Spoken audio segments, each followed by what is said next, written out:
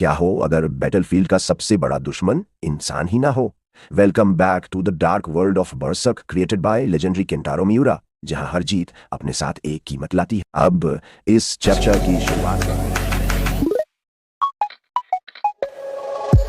हमें दृश्य दिखाया जाता है जिसमें ग्रिफिथ अपने घोड़े पर सवार है और वह एक छोटी सी बच्ची को देख रहा है और वह कहता है कि अगर तुम्हें आना है या नहीं, यह तुम्हारे डिसीजन के ऊपर है।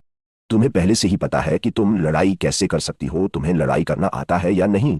लेकिन तभी कास्का का बचपन का चेहरा दिखाया जाता है और उसके बाद पता चलता है कि कास्का अपने सपने में ये सब देख रही है क्योंकि अभी वह बेहोश है। तभी कास्का को होश आता है।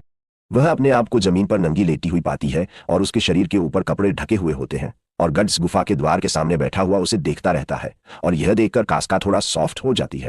फिर गट्स उसे बताता है कि किस्मत से हम नदी में गिरने से बच गए, क्योंकि हम इतनी ऊंचाई से नीचे गिरे थे कि हमारा बचना बहुत मुश्किल था, लगभग नामुमकिन था, और यह गुफा नदी के पास है, यहाँ पर हम रुके हैं।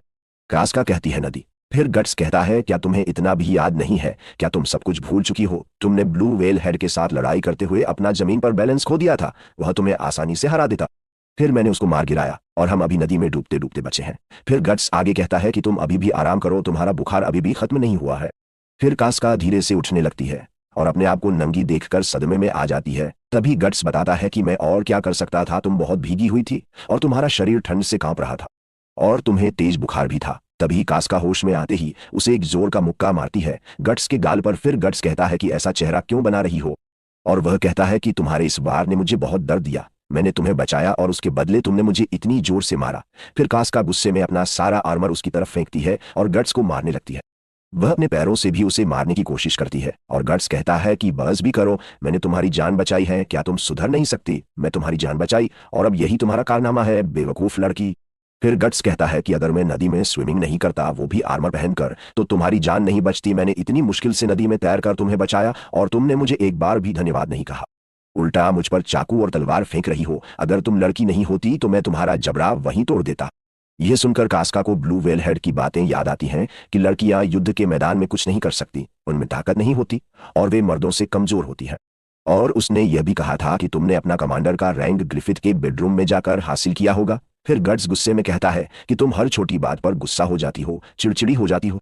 फिर गट्स कहता है कि अब तुम रो क्यों रही हो, और कास्का उसे अपने मुट्ठी से मारने की कोशिश करती है, लेकिन गट्स उसके मुंह को अपने हाथ से रोक लेता है। फिर वह कहता है, सॉरी, शायद मैंने तुम्हें हर्ट किया।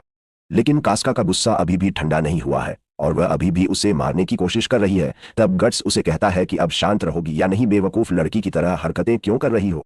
मुझे जबरदस्ती करने पर मजबूर मत करो और इस बात को यहीं खत्म करो। और वह कास्का को अपने बाजू से पकड़कर जकड़ लेता है, जिससे उसका सांस रुकने लगता है। कास्का इशारा करती है कि मुझे छोड़ो और गट्स उसे छोड़ देता है। फिर कास्का राहत की सांस लेती है और गट्स कहता है कि मैंने तुम्हें कहा था, आराम करो। फिर वह उसे अपना आर्मर देता है और कहता है कि यह गर्म है क्योंकि मैं इसे पहने हुए था।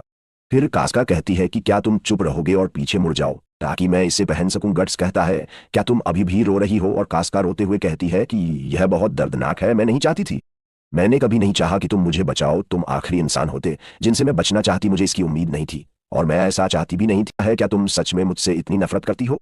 और कास्का मन ही मन सोचती है कि मुझे इसे बचाना ही नहीं चाहिए था। फिर गट्स बात बदलते हुए पूछता है कि तुमने बैंड ऑफ द हॉक क्यों ज्वाइन किया? मैंने पहले ही कहा था कि यह लड़कियों के लिए बहुत कठिन और खतरनाक है, तो तुमने यह रास्ता क्यों चुना? फिर वह कहता है कि अगर तुम नहीं बताना चाहती तो कोई बात नहीं। तब कास्का कहती है कि यह सब ग्रिफिथ की वजह से हुआ। ग्रिफिथ? और गट्स पूछता है, ग्रिफिथ?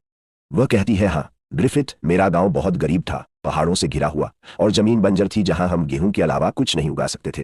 वह बताती है कि युद्ध के कारण हम पर भारी टैक्स लगाया जाता था और बिना खाना खाए रहना हमारे लिए सामान्य बात हो गई थी। कई दिनों तक भूखे रहना पड़ता था और सर्दियों में कुछ लोग भूख से मर जाते थे और हमारा गांव बॉर्डर के पास होने की वजह से हमेशा युद्ध के बीच फंस जाता था। वह कहती है कि सैनिक आते थे, गांव को तहस नहस कर देते थे और हम पहाड़ों के पीछे छुपकर यह सब देखते थे। और यह सिर्फ हमारे गांव के साथ नहीं बल्कि हर गांव के साथ हो रहा था। हम सब उनका इस्तेमाल होते थे, वे हमें लूटते और कुचलते थे और मुझे लगता था कि यही सामान्य जीवन है। फिर एक दिन एक नोबल मैन घोड़े पर सवार होकर वहां से गुजरा और उसने मुझे देखा। फिर वह हमारे घर आया और मेरे माता पिता से कहा कि उसे मुझे अपने महल में नौकरानी के रूप में चाहिए। और मेरे पिताजी के पास कोई और विकल्प नहीं था क्योंकि हमारे परिवार में 6 बच्चे थे। कास्का कहती है कि मैं सबसे छोटी थी और कुछ कमा भी नहीं सकती थी, इसलिए उन्होंने मुझे भेज दिया और यह मुझे उस समय सामान्य लगा। लेकिन रास्ते में वही नोबल मैन मेरे साथ जबरदस्ती करने की कोशिश करता है। मैं किसी तरह छूटकर भागती हूँ, लेकिन वह मुझे पकड़कर जमीन पर गिरा देता है और मेरे कपड़े फाड़ने लगता है। तभी मुझे एहसास होता है कि यह सब पहले से ही उसका प्लान था। वह इंसान नहीं बल्कि एक राक्षस था। और उसी समय मुझे सामने एक तलवार दिखती है और एक आदमी घोड़े पर बैठा हुआ जो चांदी की तरह चमक रहा था, जैसे कोई एंजल धरती पर उतर आया हो। वह आदमी कहता है, क्या राजघराने में जन्मे लोग खुद को भगवान का चुना हुआ समझते हैं? और मुझे लगा जैसे कोई दिव्य इंसान मेरे सामने आया है, जैसे भगवान ने मुझ पर दया करके उसे भेजा हो और वो मेरे लिए किसी दूसरी दुनिया का इंसान लग रहा था। फिर ग्रिफिथ अपनी तलवार मेरे सामने फेंकता है और कहता है कि अगर तुम खुद को बचाना चाहती हो तो इसे उठाओ। और उसी समय जब वह आदमी मुझे दबोचे हुए था, मैं तलवार उठाकर उसके सीने में घोंप देती। मैं डर जाती हूँ, सोचती हूँ कि क्या मैंने उसे मारा या वो खुद मर गया। लेकिन यह मेरा पहला कत्ल था और मैं डर के मारे हिल भी नहीं पा रही थी। फिर ग्रिफिथ मेरे पास आता है और मेरे कंधे पर हाथ रखता है। उस पल मेरा डर पूरी तरह खत्म नहीं हुआ, लेकिन मेरा गिल्ट और रिग्रेट खत्म हो गया। और उसने मुझे जो गर्माहट दी, जो चादर दी, उससे मुझे फिर से जीने की उम्मीद मिली। और तभी उसका साथी जूडो आता है और कहता है कि काम खत्म हो गया है। मैं पूछती हूँ क्या ये लोग डाकू हैं, और मैं ग्रिफिथ से पूछती हूँ कि अब मुझे क्या करना चाहिए। वह कहता है जो तुम्हारा मन करे। तब मैं उससे पूछती हूँ क्या मैं तुम्हारे साथ आ सकती हूँ, और मेरे मुंह से बस यही शब्द निकलते हैं। तभी कॉर्कस कहता है कि हम कोई मामूली लोग नहीं हैं, हम युद्ध में पैसा इकट्ठा कर रहे हैं। एक बड़ी आर्मी बनाने के लिए हम किसी बच्चे या लड़की को अपने साथ कैसे रख सकते हैं? लेकिन मैं कहती हूँ कि मेरे पास कोई और रास्ता नहीं है। मैं कहती हूँ कि अगर मैं गांव वापस गई तो कोई मुझ पर विश्वास नहीं करेगा और मुझे सिर्फ बोझ समझा जाएगा। इसलिए कृपया मेरी मदद करो। अगर तुम मुझे तलवार चलाना सिखाओगे तो मैं सीख जाऊंगी। तब वे कहते हैं कि यह लड़की सीरियस है। गट्स कहता है कि इससे तुम मर भी सकती हो। लेकिन ग्रिफिथ मुस्कुराता है और कहता है कि मैंने कहा था जो तुम्हारा मन करे वही करो। और उसी पल मैं समझ गई कि अब मुझे लड़ना है।